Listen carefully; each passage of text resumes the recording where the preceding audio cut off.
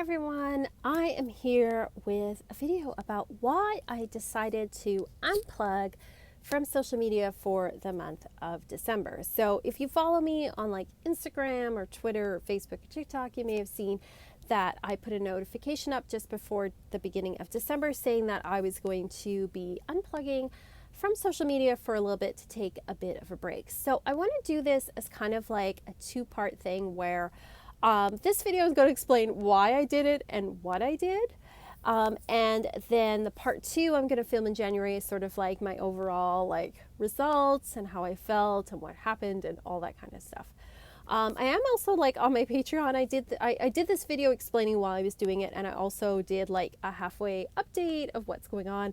So if you want to know a little more, you can go there. But I'm just going to give you the general rundown of what I did and why I did it. And I would love to hear your thoughts. If you do this every so often, what your thoughts are on all of this. Yes. So basically, I was finding that being on social media was starting to make me like very like unhappy, like not feeling good. And I stepped back from it and I thought, okay, what exactly is not making me feel so good? And it really boiled down to a few things. And the first is inundation from negativity, like seeing negative things, seeing upsetting things, especially like, on the news and stuff, but also seeing a lot of just like hate and bullying and things on social media. Toxic comparison, which I think we all sometimes have, where we compare ourselves to others. We compare each other to the highlight reels of other people's lives, and we think, oh my God, I'm so boring. I'm so boring, and I do nothing, and look at these people doing all these exciting things. And then the other thing was just like seeing like, not just misinformation, but also just like nonsense. Just like crazy nonsense where I end up feeling like, am I living in a bizarre world? What is happening here? So what I did first was I stepped back and I said, okay, like what exactly, like what platforms are making me crazy? And the first thing I did was I deleted the news off of my phone. So a long time ago, I deleted the, like the news app that comes on your iPhone. But I did have a particular news outlets app, a news outlet that I trust here in Canada. And I'm kind of a bit of a news junkie, but I decided that I needed to delete it for a while and just experiment, because it's one thing to be informed, and I want to be informed. I don't believe in like sticking your head in the sand and pretending nothing's going on, but I don't want to be inundated, and I'm a sensitive person. And so seeing like upsetting things like on the news was just, it was like making me like lose sleep at night. And I was just really upset about things I can do, like really can do nothing about, which I don't think is very healthy. So I said, well, it's not the end of the world if I delete the news for a month. People will tell me about things. And I found people have told me about things. I was like, if something crazy happens, you will hear about it. And then I decided, like, if I wanted to see stuff like the COVID numbers in my area, I could just go to the government website and look at that. So I leave the news off my phone. The next thing was I looked at what social media apps were causing me the most distress. I found that like YouTube was okay. And I mean, I create content for YouTube, so I didn't want to, delete that off my phone. But, I find that I'm really picky about what I watch on YouTube. So I was like, that's okay. YouTube's okay. Podcasts are okay. And I tend to listen to podcasts in the background while I work. So I was like, that's okay. Leave those. But then I looked at like Instagram, Facebook, Twitter, and TikTok. And I was like, you know what? These are the ones that are causing me distress, and in varying degrees and for different reasons. So with Instagram, I like Instagram. It's probably the most positive out of the four, generally, for me anyway, because it's pictures. I'm a visual person. I like seeing what like friends and family and people I know and people in the community are up to. I love seeing people's faces and their dogs and their kids and what they ate for breakfast and whatever. Like, that's all great. I love that stuff. But what I wasn't loving was I was starting to get into the toxic comparison, where I was feeling like, oh, everyone else is like so much more exciting than me and cooler than me, and they're just like doing better things, and their lives are more exciting, and they're prettier, or they are cooler, or whatever it is, right? It could be anything, like anything. And I think part of that is me, but then I also felt like it wasn't really helping that. So I was like, you know what? I'm going to take a break from that. And the same with Facebook. Facebook, kind of the same thing. On Facebook, I tend to only follow people I like actually know, like in real life, or at least in the community and stuff. And I was just finding like thinking like, oh, everybody's like so much more exciting than I am. And so there was some toxic comparison, but and also like seeing things like people posting misinformation or disinformation, or seeing like negativity and stuff, because Facebook tends to gear like a little more negative, I find, like skews a little bit. And I thought, that's not helpful for me either. And then with Twitter, most like people I know don't like in real life don't tend to really be on Twitter, but I like Twitter for getting information about things going on in like the the witchy and tarot community, astrology community. Also, like, I follow bands that I like, that kind of thing. I like to see, like who's on tour, what's going on, all that stuff. And that part's great. But then I was starting to see things that were concerning to me. So, you know how Twitter, it doesn't just show you like, who you follow. It can also show you like things that maybe someone you follow retweeted or liked. Or it shows you sometimes, it seems to just show you random tweets sometimes of people you follow, they follow. I'm not sure why. I don't know the whole algorithm. But I was seeing things that I can only describe as sort of like, this sounds funny, but like left-wing hate and bullying. So I tend to skew more left when it comes to politics and my beliefs. And this is not a comment on anybody's political beliefs or anything. But just so you know where I come from, I believe like everyone's equal. Like it doesn't matter whether you're male or female. It doesn't matter if you're gay or straight, what your ethnic background is. Like we're all equal human beings worthy of dignity and respect and care. And we all deserve to have access to things like clean water and education and healthcare and, housing, that kind of thing. So that's where I come from, right? And I was seeing things that were concerning in that, like, I saw a tweet. It wasn't from someone I follow, but again, it was like someone I follow follows, that was like, I never listen when men speak because they're all so stupid. And people liked it. And I was like, would this be okay if you said this about women?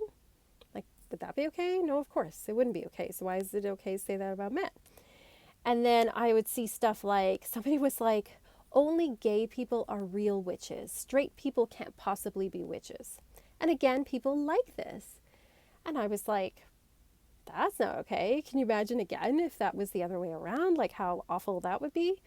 So I was like, that's concerning, because to me, I think we're all deserving of, again, respect as individuals, no matter what, our like gender, our orientation is, our ethnic background, all of that stuff, right? And I thought, that's concerning. And that's just an example, because I was seeing a lot of that kind of stuff. And then you go to TikTok and it's like even worse. So if you're not on TikTok, there's like two homepages on TikTok. There's the following, where it's people you follow, and then there's the For You page. And TikTok tends to revert to the For You page. And the For You page sends videos to you based on what you follow. So it's sort of like these unsolicited videos. And there was a study done recently that showed that the algorithm in TikTok tends to steer you towards the most extreme version of whatever it is you're following.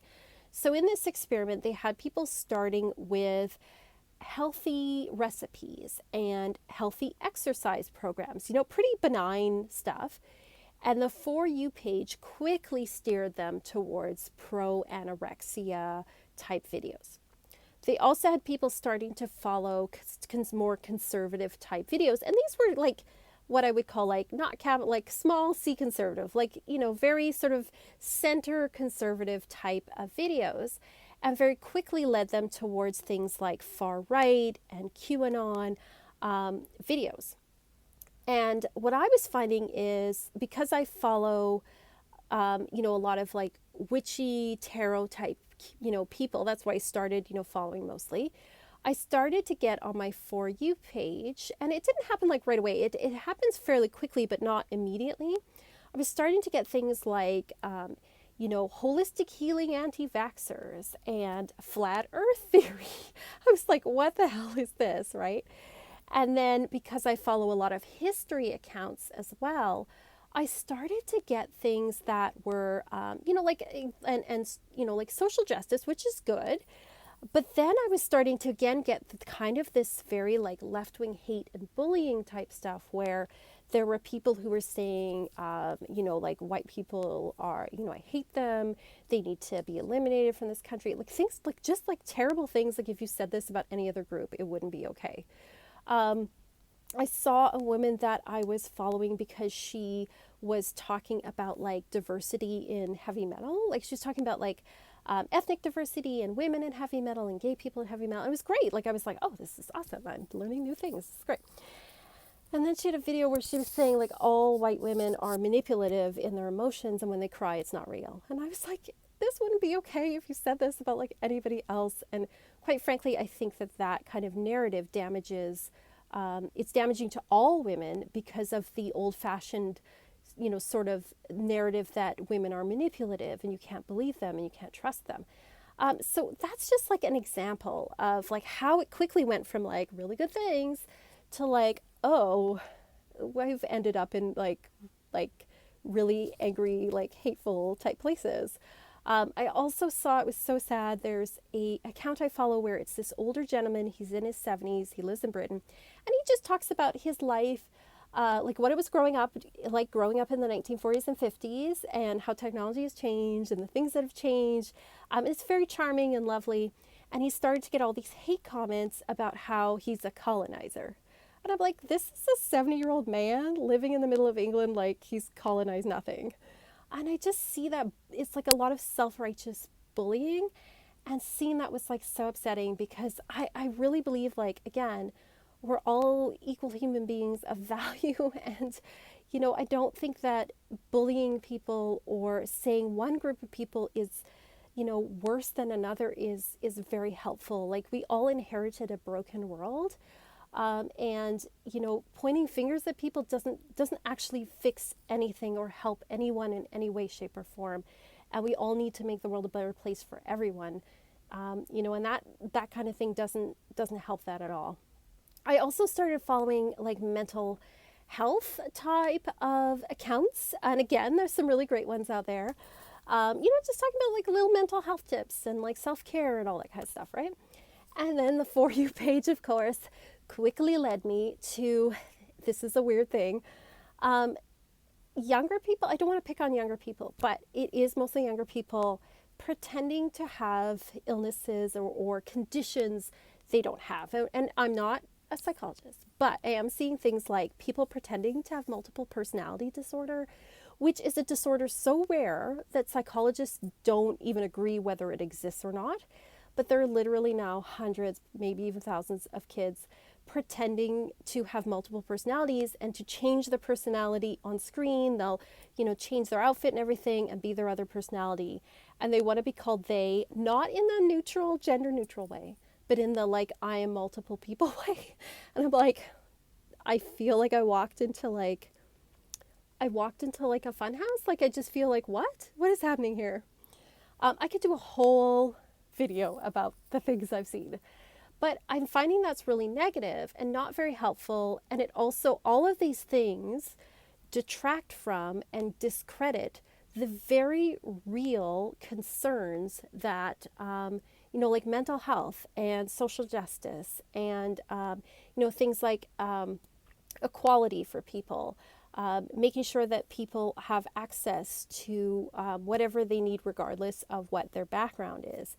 And I think that all of these extremes really undermine those things, and that is very upsetting. So anyway, that's why I turned those things off for a month. I'm going to see what this does. I am missing seeing what my family friends are up to and what's going on. But I wanted to know, are you seeing these things? What do you do? How do you curate things that you filter out some of this toxic stuff that's going on? I'd love to hear what your thoughts are on all of this. Again, thank you so much for watching, and thank you to my patrons. You guys are awesome and amazing. And as always, peace and love and rock and roll.